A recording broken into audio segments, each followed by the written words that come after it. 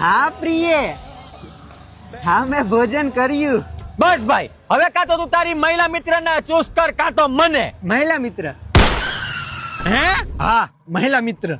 લાગે છે તને આપણી અમૂલ્ય સ્મૃતિઓનું સ્મરણ નથી રહ્યું મિત્ર.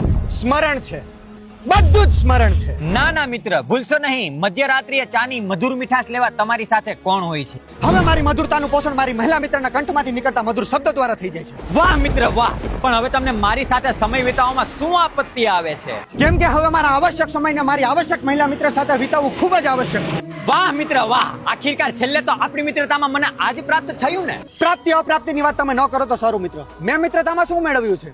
માત્ર 100, 200 અને 500 ની મુદ્રા ગુમાવી જ છે. પણ એવું તો શું તમારી મહિલા મિત્ર? બસ મિત્ર બસ.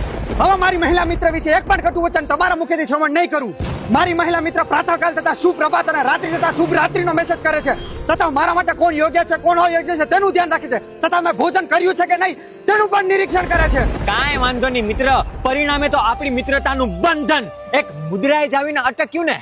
આલે તારી 500 ની મુદ્રા. જો આ મુદ્રાથી આપણી મિત્રતાની મધુર મીઠાશ પાછી આવતી હોય તો એ મને સ્વીકાર્ય છે.